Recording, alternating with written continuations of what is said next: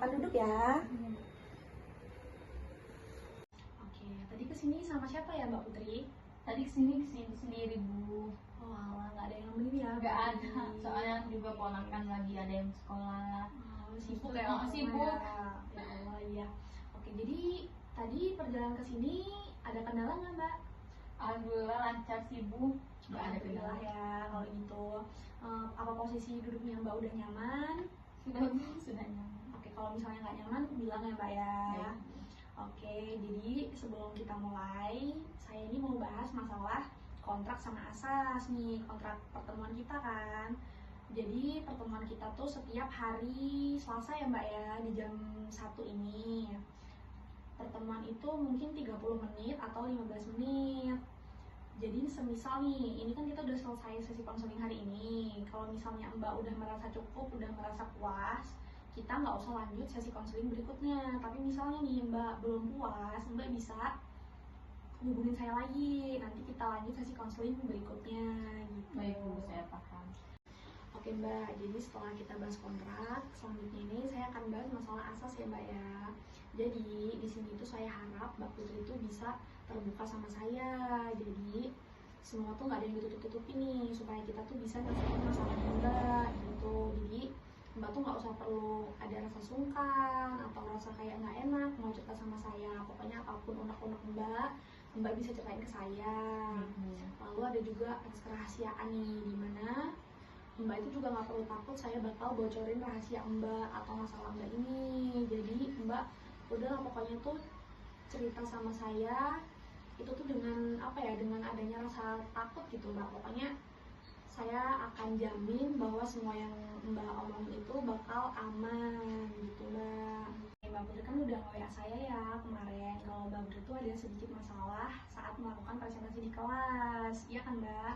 Iya Bu, saya tuh kayak grogi gitu, kayak mau presentasi di depan kelas gitu, nggak percaya diri Bu. Wah gitu ya Mbak ya. Oke, aku dengar kalau Mbak ngerasa grogi dan ngerasa kurang percaya diri ketika presentasi ya. Mbak bisa nggak sedikit ceritain detail nih tentang gimana sih perasaan itu ketika muncul? Iya Bu, saya tuh takut kayak salah ngomong gitu, takut lupa materi. Saya tuh takut kayak teman-teman tuh kayak mengejek saya, kayak menertawakan saya Bu. Oke Mbak, saya paham kok. Jadi biasanya tuh Mbak itu merasa dihakimi atau merasa dinilai negatif dari guru atau gimana Mbak? Bisa ceritain secara detail lagi nggak Mbak? Iya Bu, saya tuh takut tuh kayak teman-teman tuh kayak tertujunya ke saya gitu Bu. Kayak saya tuh kayak takut diketawain, takut dibilang tolol gitu, karena aku tuh suka grogi gitu, kayak nggak percaya gitu, bawaannya tuh kayak diem, terus manyun gitu. Oke Mbak. Jadi ketakutan ini tuh berakar dari takut dihakimi dan dinilai negatif ya Mbak ya, oleh teman-teman dan guru, bener kan Mbak? Iya betul banget Bu, aku tuh kayak takut mereka tuh kayak ya tertuju ke aku gitu. Saya tuh paling takut tuh lupa materi, karena teman-teman tuh kan kalau aku lupa materi pasti mereka tuh kayak tertujunya ke aku gitu, jadinya aku tuh paling takut itu sih, lupa materi. Oke Mbak.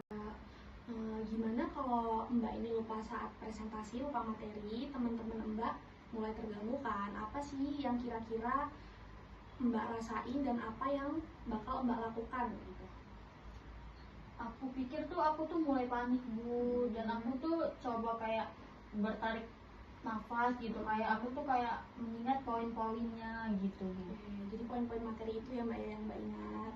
Itu ide yang bagus banget sih Mbak. Berarti tuh Mbak tuh udah mulai memikirkan cara mengatasi rasa grogi saat presentasi Mbak ini. Itu adalah salah satu langkah yang positif ya Mbak ya. Jadi sekarang kamu merasa teman-teman kamu kehilangan perhatian. Gimana cara Mbak itu menarik mereka kembali fokus ke presentasi Mbak?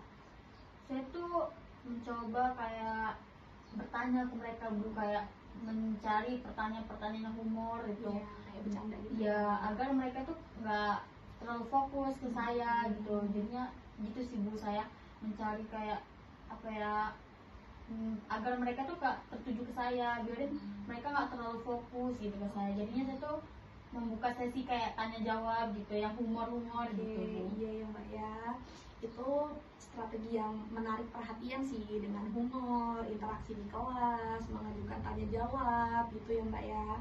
Dan pasti itu tuh bakal ngebuat suasana kelas itu jadi nggak tegang lagi dong pastinya, iya kan Mbak? Oke, sekarang mari kita coba ya Mbak ya, teknik relaksasi sederhana nih. Misal Mbak panik saat presentasi itu, Mbak tuh bisa tarik nafas, habis itu Mbak bisa keluarin, hembuskan nafas itu perlahan gitu kan. Jadi itu tuh bakal bikin kita itu jadi merasa lebih tenang saat presentasi gitu Mbak. Oke, jadi kamu pernah ngecoba teknik ini belum Mbak sebelumnya? Belum sih Bu, tapi aku pengen sih nyoba. Oke, jadi kita nanti bakal coba bareng-bareng ya. Iya, Bu. Selain itu, gimana kalau kamu itu membuat afirmasi positif nih? Mbak pernah dengar nggak sebelumnya afirmasi positif itu apa? Belum pernah Bu. Belum pernah ya Mbak ya. Afirmasi positif itu misalnya nih, Mbak tuh nanemin di pikiran Mbak bahwa Mbak tuh pasti bisa, saya itu pasti bisa presentasi, saya pasti nggak bakal lupa materi kayak gitu. Mbak tuh tanemin pikiran positif itu ke diri Mbak, jadi nanti otomatis karena tadi pikiran kita udah positif, Mbak ngelakuinnya itu bakal lancar tanpa halangan gitu. Baik Bu. Jadi nanti kita coba ya Mbak ya.